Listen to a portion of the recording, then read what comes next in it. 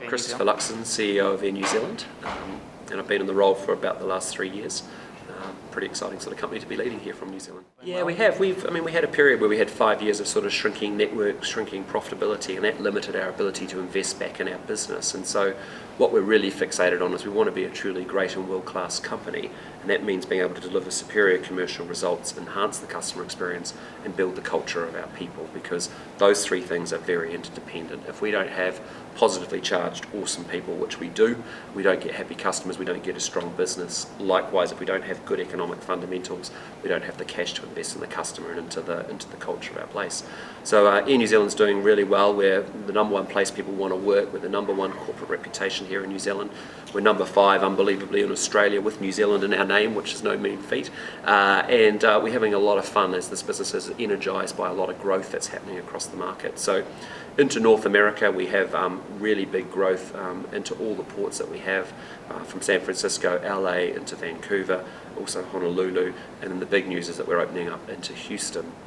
And I think Houston, for many Canadian travellers, having lived in Toronto for 2 years and done the annual commute back home to Christchurch, New Zealand, that would be a really handy place to be coming through as well in order to connect down to New Zealand from those services too. So hopefully it gives people, particularly in Toronto and Quebec, a lot more optionality about how they might approach a trip to New Zealand. Certainly between Canada and New Zealand, the two countries have a lot in common culturally in many ways. That are different from, say, the US and Australia, which I'd argue have a lot more in common. And so our Canadian growth has been really positive, but we think there's a lot more that we can do in Canada as we go forward. And a lot of that is just about our own sales and distribution reach. A lot of it's about building more awareness of New Zealand. Canada obviously is a fantastic country in some ways. It has everything New Zealand has, but just on a much larger spread out sort of scale. And the benefit of New Zealand is you can knock it all off in a much smaller country. It's a really diverse landscape from top to bottom, from beaches to mountains and fjords all the way through. It's a pretty exciting destination. No, not really. The benefit of the Hobbit has been tremendous. 13% of all international visitors coming to New Zealand have cited the Hobbit as a reason for why they came. If I look at even US visitors, which is 20% of them would tell us that the reason they came was because of the Hobbit. Because while people in Canada and the US would have New Zealand on their bucket list of places they want to go and visit, the reality is that their perception of distance means that they prioritise a Croatia or an Austria or a Thailand or a Mexico or something else above New Zealand. So if we can use things that are big and popular culture like The Hobbit, that's how we get share of mind. It's also how we get amplified media and attention to try and cut through in what are very large, very expensive, very cluttered media marketplaces. So The Hobbit's been highly successful. It's been really interesting. We had a fun experience at the end of last year, where we had a competition where we wanted to find the biggest Hobbit fan in the world. And we had 140,000 people enter from 40 countries who had to upload their application onto YouTube.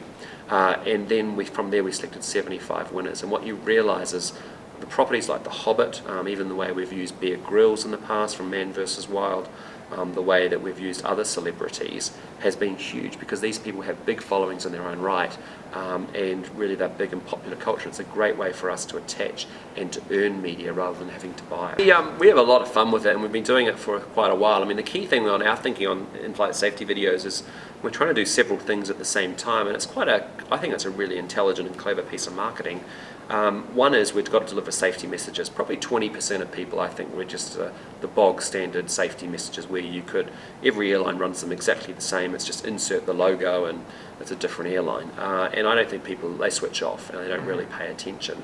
By doing entertainment and working with our regulator and being able to produce these in a way that actually meets the safety brief but also entertains people so they pay attention to safety messages, we think that's a much better way to go. So that's job one always. But then job 2 is to think about, can we use those in-flight safety videos to get attention on the Today Show in the States, to be able to get people to watch it in Canada on YouTube. And that's really been what we've been trying to do. So the latest one, the surfing video, which we launched at the beginning of the week, we've already had 3 million views on YouTube. what we're doing there is we want to showcase great surfing destinations that we have from around the world. We know there's a whole platform of tourists that are all very fixated on surfing destinations and are travelling the world visiting great surfing places. So we've taken some of the world's biggest surfers, put them into the safety video. They have huge social media followings in their own right, and we can connect to a very specific segment of the global tourism market through the platform of surfing. So that's the sort of way we're thinking about how to use these videos.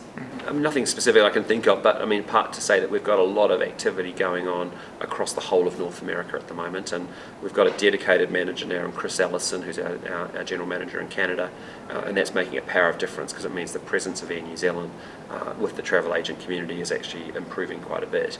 We think there's still a lot more to do, and we think there's a lot more that we can grow that market. So there'll be a lot more work that we want to do with our travel trade partners in building the proposition for New Zealand, and also in some ways New Zealand is coming to visit Canada. It's a great destination for Kiwis to go visit. We have a lot of Kiwis now choosing to come skiing in Canada as well, so it's a two-way people-to-people flow and connection, which is fantastic.